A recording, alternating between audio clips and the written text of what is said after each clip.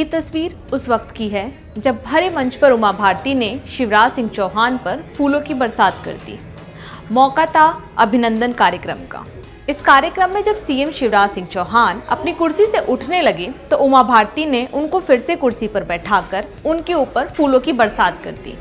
तो सबसे पहले आपको ये बता दें कि कल तक जो उमा भारती बीजेपी में रहते हुए खुलकर बीजेपी और सीएम शिवराज सिंह चौहान के खिलाफ बोलती थी, उनका मन अचानक से कैसे बदल गया। दरअसल एमपी में चुनाव से पहले नई शराब नीति लागू की गई है। इस नीति के तहत नई शराब नीति में प्रदेश में सभी शराब के आहते बंद करने का फैसला किया गया है। अब प्रदेश में कोई भी नया आहता नहीं चलेगा। आहतों के अलावा सभी शॉप बार भी बंद किए जाएंगे। मदिरा की दुकानों पर बैठकर किसी को भी शराब पीने की इजाजत नहीं होगी।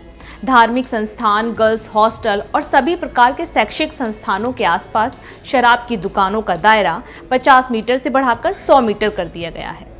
ये शराब नीति 1 अप्रैल 2023 यानी अगले महीने से लागू हो जाएगी। अब आपको ये बता दें कि मध्य प्रदेश की पूर्व मुख्यमंत्री उमा भारती प्रदेश में शराब नीति की मांग को लेकर लंबे समय से प्रदर्शन और आंदोलन कर रही हैं। पिछले कई सालों से वो सरकार से मांग कर रही हैं कि नई शराब नीति को लागू किए जाए। पिछले साल जून में उमा भारती ने ओरछा शराब की दुकान पर गाय का गोबर फेंका था। वहीं पिछले साल मार्च में भोपाल में एक शराब की दुकान पर पत्थर फेंका था। उमा भारती ने मध्य प्रदेश में पूर्व शराबबंदी की मांग लंबे समय से की है और शराबबंदी ना लागू होने पर अपनी ही सरकार और सीएम शिवराज सिंह चौहान के खिलाफ काफी मुखर होकर बोलती भी रही है। लेकिन इस साल के अंत में होने वाले चुनाव से पहले एमपी की बीजेपी सरकार ने उमा भारती को खुश करने के लिए बड़ा सियासी दांव चल दिया है। अब आपको बता दें कि उमा भारती की सियासी हैसियत का बीजेपी के आने वाले चुनाव पर क्या असर पड़ेगा। उमा भारती का जन्म 3 मई 1959 को टीकमगढ़ मध्य प्रदेश के एक लोधी राजपूत परिवार में हुआ था। उमा बेशक एक सन्यासी हैं, लेकिन वो लोधी जाति से संबंध रखती हैं, जिसका असर बुंदेलखंड के अलावा यूपी के कुछ इलाकों पर भी पड़ता है और इन इलाकों पर अच्छा खासा दबदबा है। इस जाति के वोटर कई सीटों पर सियासी खेल बनाने और बिगाड़ने की ताकत रखते हैं। एमपी के ग्वालियर, बुंदेलखंड और बालाघाट जैसे महाकौशल के हिस्सों में इनका अच्छा खासा दबदबा है।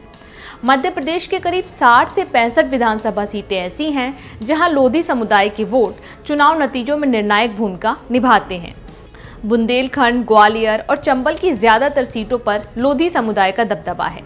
इसके अलावा लोधी वोटर बालाघाट, सागर, खजुराहो, दमोह, विदिशा और होशंगाबाद सहित 29 से 19 लोकसभा सीटों पर भी निर्णायक भूमिका निभाते हैं। राजनीतिक विश्लेषकों का मानना है कि उमा भारती की लोधी समाज में गहरी पकड़ है और वो ये जानती हैं कि वर्तमान दौर की राजनीति में जातिवादी हावी है।